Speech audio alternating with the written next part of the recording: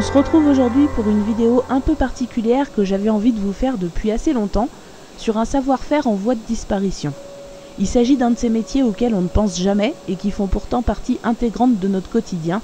Qui se souvient de nos jours qu'entre l'agriculteur qui cultive le blé et la farine qui arrive sur les rayons des supermarchés et dans le fournil des boulangers, il y a une étape incontournable, la meunerie.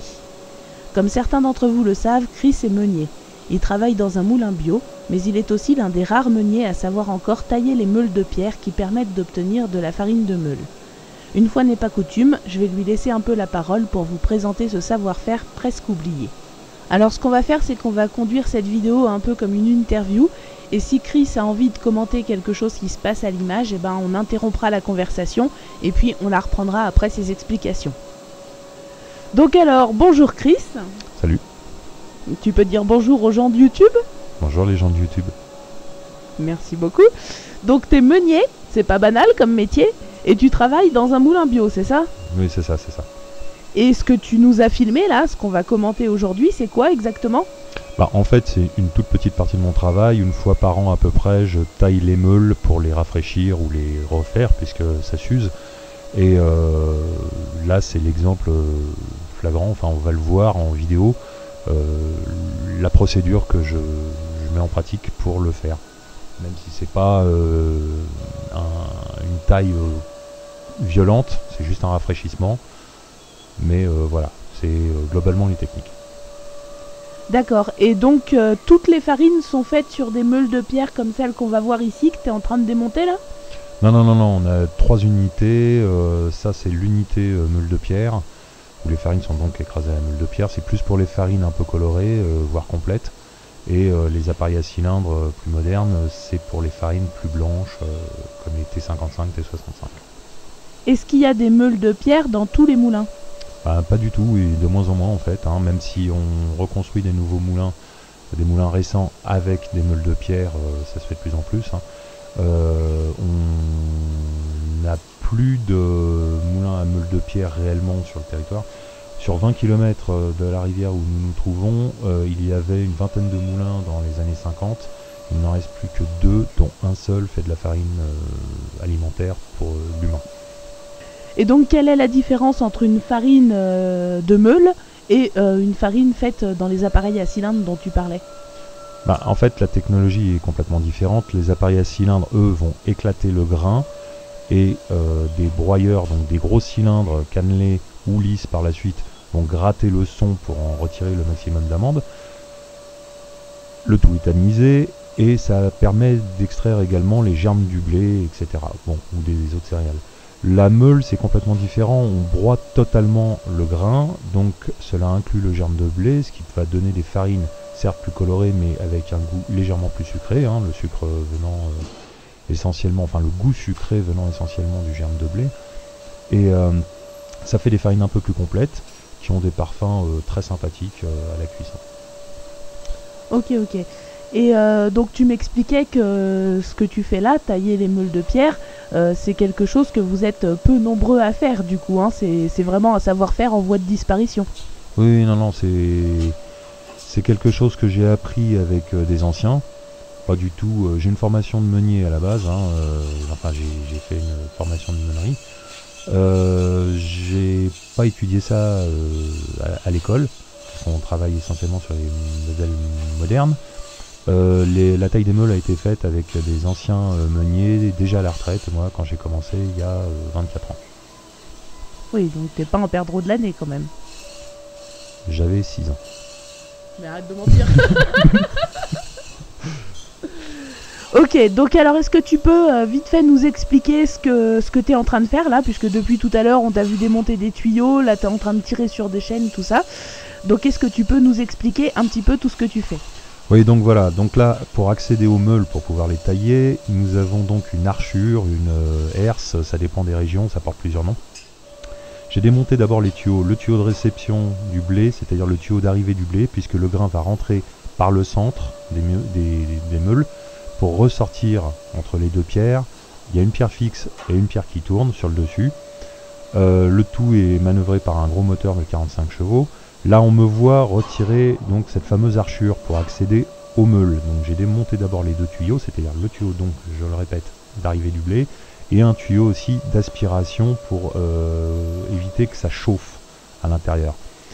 Donc là je retire l'archure. Bon, le bestiau ça n'a pas l'air, mais enfin il fait quand même dans les 80 kg à peu près, tout en inox. Et là on voit apparaître donc la pierre tournante, c'est-à-dire une pierre d'1,50 m de diamètre qui est simplement posée sur un téton. La pierre dormante, la pierre sur laquelle elle vient frotter, elle est dans le bâti, dans le châssis qui est juste en dessous. Elle est à fleur de... un peu plus surélevée quand même par rapport au châssis. Donc là le but c'est de déplacer cette pierre qui fait 800 kg à peu près, la soulever, on va la retourner, donc tout ça on va le voir, pour la mettre en place, pour pouvoir la tailler. Donc on me voit porter des machins, des bidules, pour pouvoir accrocher avec des palans cette pierre, la soulever et la déplacer. Ok, d'accord. Et donc ce que tu nous expliquais, c'est que la pierre du dessus, celle que tu es en train de sortir, elle est mobile, et l'autre en dessous que tu appelles la pierre dormante, elle est fixe donc. Oui, oui, oui, c'est ça, c'est ça. Donc la tournante, je vais la soulever, la déplacer, la retourner, la poser pour pouvoir la tailler. La dormante, elle, je la taille sur place. On voit là sur la pierre des cerclages en métal. C'est des pierres reconstituées silex granit. Pour ces modèles-là, c'est des pierres anciennes, hein, c'est pas des pierres neuves. Elles sont en parfait état, mais c'est des pierres qui ont parfois 50 ans, voire plus. On en a tout un stock. Là, elles font 1,50 m. Avant, sur l'ancien site, on avait des meules d'1,60 m, un peu plus grosses, et entraînées par une turbine fontaine qui fonctionnait avec la rivière. Là, on ne fonctionne pas à la rivière, c'est un moteur qui les entraîne. Progressivement, ça tourne à 280 tours minute à peu près. La taille que je vais pratiquer par la suite, elle n'est pas régionale, mais en fonction des régions, il y a des tailles différentes. Ça peut être spiralé, celle-là ça a une taille droite. On verra ça en détail un peu plus loin. Il y a autant, pas tout à fait, mais pratiquement autant de types de tailles que de régions pratiquement. Beaucoup de pierres étaient aussi utilisées pour l'alimentation animale dans les anciens moulins, pas uniquement pour l'alimentation humaine. Et en général, la taille était un peu similaire à celle-là d'ailleurs. Donc là, c'est une paire de meules qui va, qui s'occupe d'écraser le blé en premier. C'est-à-dire que sur cette unité-là, j'ai 3 paires de meules. Les 2 premières paires de meules écrasent du blé.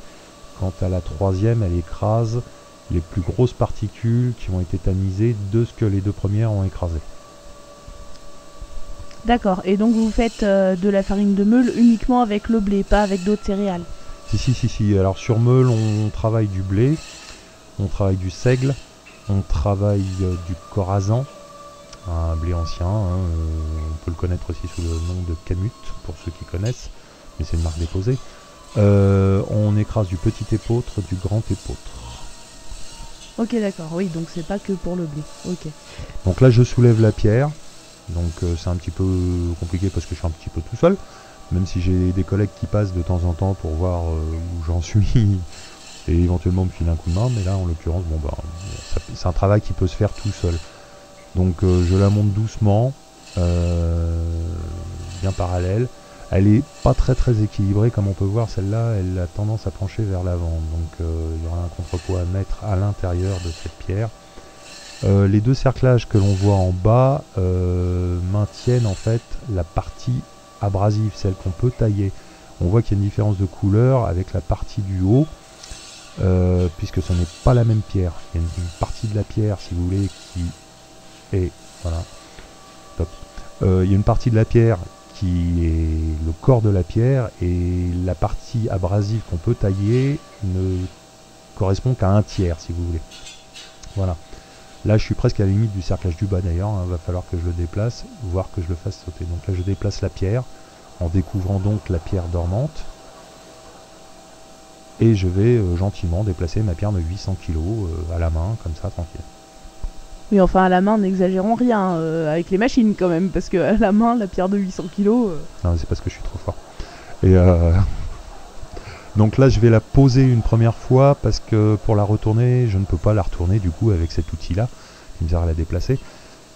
Donc je vais la caler sur une palette pour commencer. Donc je vais la descendre, donc c'est un peu long, en essayant d'être le plus droit possible. Et quand je vais l'avoir posé, je vais retirer tout ce bâti pour installer donc le grand ciseau, je vais pas trouver le mot, enfin bon c'est pas grave, qui va me permettre de la pivoter avec les muscles. Ok, bon, on va faire un petit accéléré là, je pense.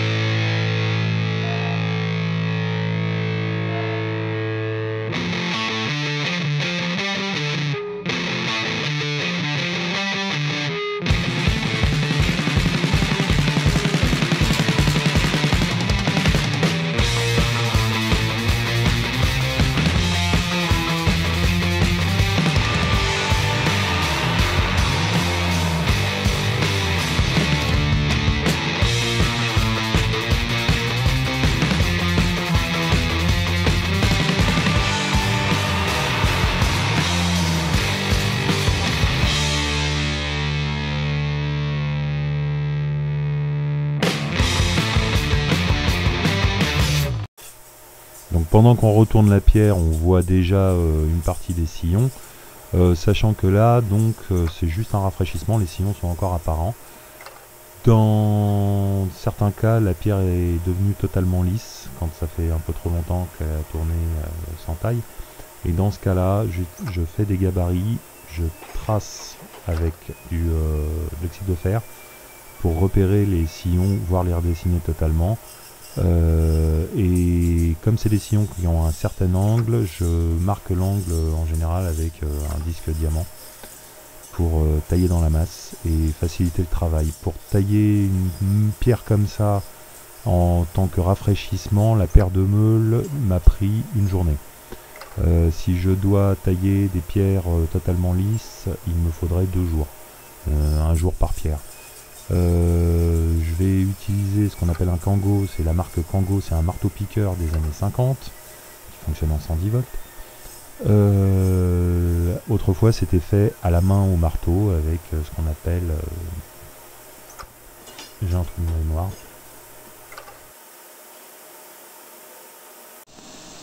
Donc avant d'attaquer le rhabillage de la meule proprement dit, nous allons donc marquer un peu une poutre avec de l'oxyde de fer pour vérifier sa planéité, parce qu'une pierre n'est jamais plate et il faut voir si elle est plus ou moins usée sur les bords. Et donc j'utilise de l'oxyde de fer comme pour le marquage des rayons quand j'ai besoin de les retracer. J'ai appris à marquer les rayons donc à l'oxyde de fer et avec une plume d'oie en guise de pinceau, qui m'a duré 4-5 ans quand même. Mais maintenant, donc j'utilise plus de plume d'oie, j'utilise un pinceau normal. Et là, pareil, j'utilise un gros pinceau avec de l'oxyde de fer mouillé, de manière à imbiber la poutre, qui va simplement me servir en la frottant sur la pierre, à vérifier donc sa planéité. Les deux morceaux de bois qu'on voit, ce sont des petits gabarits qui me servent à vérifier la largeur des rayons, en fait. Donc il y a un grand rayon et un petit rayon qui vient en appui et qui sert à marquer la séparation entre deux rayons. On voit bien là sur la pierre, il y a un grand rayon, un rayon intermédiaire et un petit rayon. Quand le blé rentre par le trou central, il s'engouffre entre les deux pierres par les grands rayons qui donnent donc sur ce trou, puis sont écrasés, chassés, passent dans le rayon intermédiaire, pareil, écrasés, chassés, passent dans le petit rayon pour être expulsés entre les deux pierres sur l'extérieur contre l'archure. Et de l'archure, il y a une ouverture qui donne sur l'extérieur et ça remonte au plan Sichter, c'est-à-dire une série de tamis qui va tamiser tout ça. Donc je frotte ma poutre pour le marquage. Alors ici on voit pas bien puisque c'est difficile à voir, mais ça m'a permis de faire des marquages. Le kango qui va me servir à boucharder, rhabiller la meule, qui est donc ce fameux marteau-piqueur. J'ai plusieurs bouchardes de différentes tailles pour plus ou moins attaquer la pierre. Et le principe est très bête, hein, c'est voilà, on a un marteau-piqueur qui fait 15 kg à peu près. Je le tiens d'une main, puisque le marteau lui-même, enfin la boucharde elle-même n'est pas tenue par le marteau.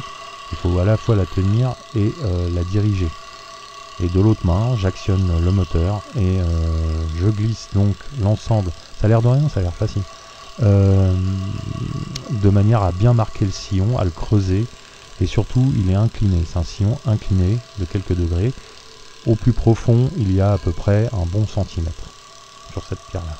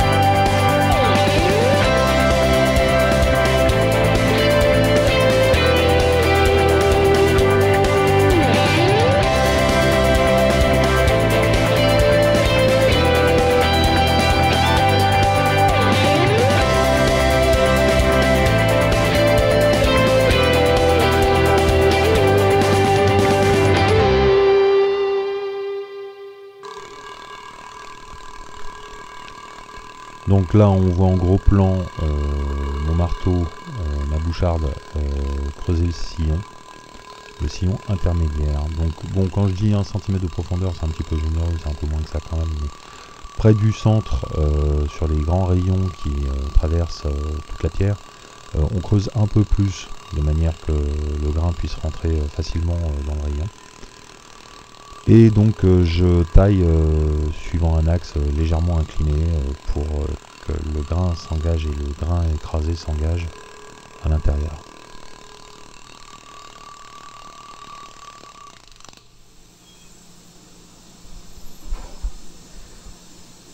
Alors sinon tu me disais, il y a une question qui revient souvent quand tu parles de ton métier, c'est quelle est la différence entre les différents types de farine, T45, T55, T65, etc. Oui, c'est essentiellement à quoi correspond le chiffre. Ça c'est des normes. En fait, quand vous écrasez du grain, quand vous faites de la farine, vous allez incorporer plus ou moins de particules de son. Et ce son contient des cendres, enfin des matières carbonées.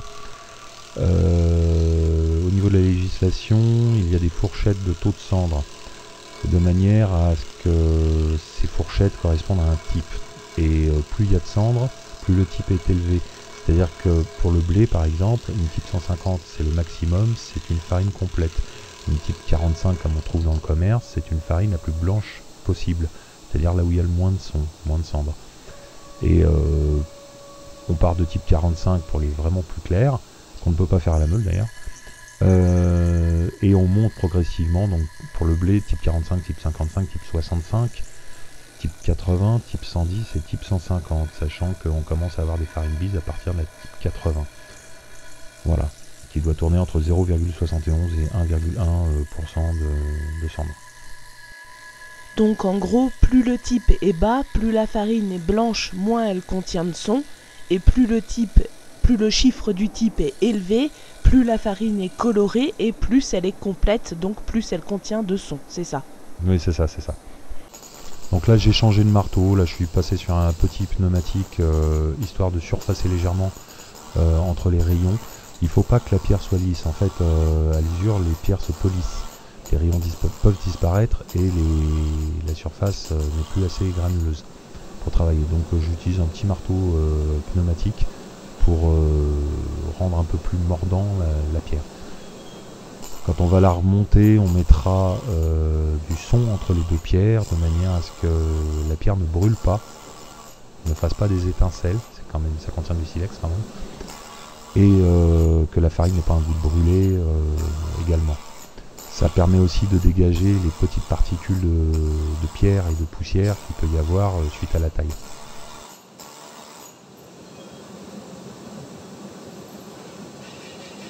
Maintenant autour de la dormante, alors en général il ne faudrait pas forcément tailler la dormante en même temps que la tournante. Bon, ça se démonte pas en 5 minutes non plus.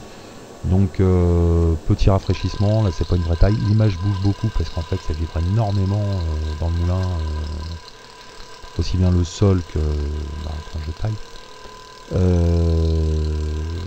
Je fais juste un léger passage en fait sur ces deux pierres cette fois-ci. Par contre là on voit bien le marquage rouge, j'ai déjà passé la poutre sur celle-là. Le marquage rouge sur le pourtour qui est oxyde de fer, en fait c'est de l'ocre rouge, mais bon voilà. Donc là je fais un rayon qui traverse donc la pierre, c'est celui qui s'engage. Et donc maintenant voilà, je vais repasser à l'étape complètement inverse, c'est-à-dire remettre le pantographe pour retourner la pierre, pour pouvoir la remettre en place par la suite et m'occuper de son équilibrage, qui est très important, ça évite une usure prononcée, et de remplacer les couteaux.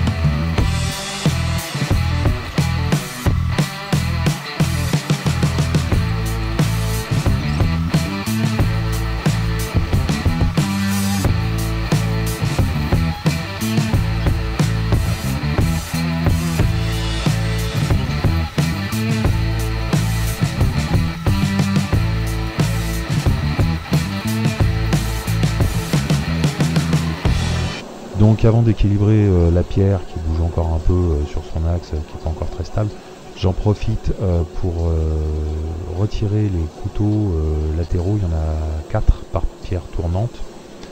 Bon, je suis pas satisfait des différentes techniques qu'on rencontre sur le marché.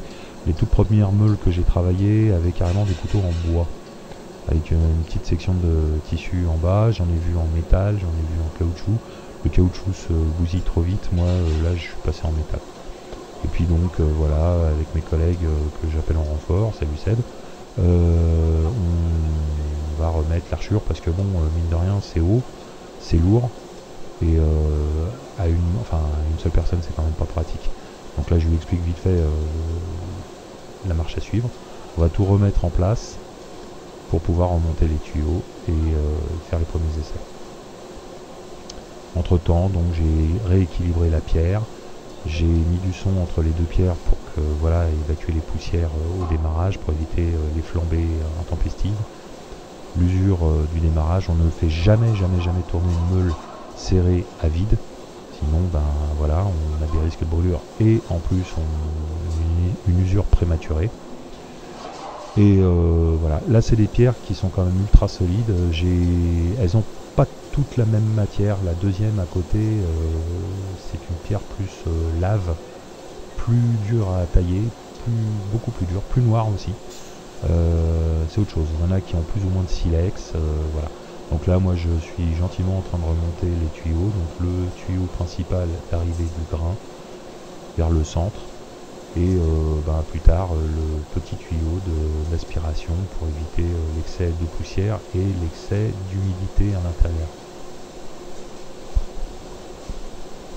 Ok, bah écoute, merci beaucoup pour ces belles images, merci d'avoir pris le temps de filmer tout ça et de nous faire des super plans à chaque fois. Tu voulais commenter ça? Non mais voilà, c'est juste, j'ai juste filmé un petit peu vite fait pour voir la meule tourner en retirant la porte. Elle est remontée, elle tourne, là elle tourne à vide et puis je vous montre là, bon c'était une mouture d'épeautre, hein, c'est pour ça que c'est un petit peu jaune, c'est une petite épeautre. Sur une meule comme ça, il faut avoir un produit qui est granuleux au toucher, pas trop granuleux, surtout que le petit épeautre s'écrase très facilement. Voilà, c'était tout.